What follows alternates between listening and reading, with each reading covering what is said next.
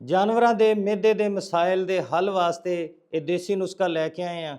ਇਸ ਨੁਸਖੇ ਨੂੰ ਦੱਸਣ ਤੋਂ ਪਹਿਲੇ ਰਿਕੁਐਸਟ ਹੈ, ਵੀਡੀਓ ਨੂੰ ਆਪ ਵੀ ਮੁਕੰਮਲ ਵੇਖੋ, ਸ਼ੇਅਰ ਕਰੋ ਤਾਂ ਕਿ ਦੂਸਰੇ ਲੋਕ ਵੇਖ ਕੇ ਫਾਇਦਾ ਹਾਸਲ ਕਰਨ। ਆਨੇ ਆ ਵੀਡੀਓ ਦੀ ਤਰਫ।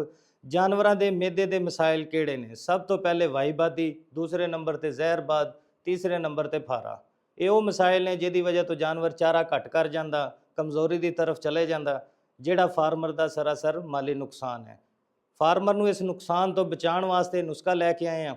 ਨੁਸਖੇ 'ਚ ਕਿਹੜੀ ਸ਼ੈ ਸ਼ਾਮਿਲ ਹੈ? ਪਹਿਲੇ ਨੰਬਰ ਤੇ ਤੁਸੀਂ ਲੈਣੀ ਹੈ ਸੌਂਫ 250 ਗ੍ਰਾਮ, ਦੂਸਰੇ ਨੰਬਰ ਤੇ ਲੈਣੇ ਤੁਸੀਂ ਸੋਏ 250 ਗ੍ਰਾਮ, ਤੀਸਰੇ ਨੰਬਰ ਤੇ ਤੁਸੀਂ ਨਮਕ ਲੈਣਾ ਹੈ ਕਾਲਾ 250 ਗ੍ਰਾਮ, ਚੌਥੇ ਨੰਬਰ ਤੇ ਤੁਸੀਂ ਲੈਣਾ ਹੈ ਨਮਕ ਸਫੈਦ 250 ਗ੍ਰਾਮ, ਪੰਜਵੇਂ ਨੰਬਰ ਤੇ ਤੁਸੀਂ ਲੈਣਾ ਇਹਦੇ ਵਿੱਚ ਕੋੜ ਤੁੰਬਾ 100 ਗ੍ਰਾਮ।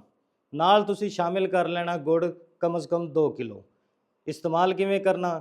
ਇਹਨਾਂ तमाम ਸ਼ੈਵਾਂ ਨੂੰ ਅੱਛੀ ਤਰ੍ਹਾਂ ਕੁੱਟ ਕੇ ਬਰੀਕ ਕਰ ਲੈਣਾ, ਮਿਕਸ ਕਰਕੇ ਤੁਸੀਂ ਰੱਖ ਲੈਣਾ। ਦੇਣਾ ਕਿਸ ਤਰ੍ਹਾਂ ਹੈ?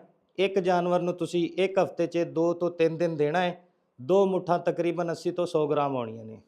ਇਹ ਡੇਲੀ ਤੁਸੀਂ ਜਾਨਵਰ ਨੂੰ ਨਹੀਂ ਦੇ ਸਕਦੇ ਕਿਉਂਕਿ ਇਹਦੇ ਨਾਲ ਡਾਇਰੀਆ ਲੱਗਣ ਦਾ ਵੀ ਖਦਸ਼ਾ ਹੈ। ਇਸ ਵਜ੍ਹਾ ਤੋਂ ਬਿਹਤਰ ਹੈ ਇੱਕ ਦਿਨ ਛੱਡ ਕੇ ਜਾਨਵਰ ਨੂੰ ਇਹ ਤੁਸੀਂ ਦਿਓ ਤੇ ਇਨਸ਼ਾਅੱਲਾ ਮਿਹਦੇ ਦੇ तमाम ਮਸਾਇਲ ਹੱਲ ਹੋਣਗੇ, ਦੁੱਧ ਵੀ बढ़ेगा, ਫਾਰਮਰ ਨੂੰ ਮਾਲੀ ਫਾਇਦਾ ਹੋਏਗਾ। उम्मीद करता वीडियो अच्छी लगी होनी।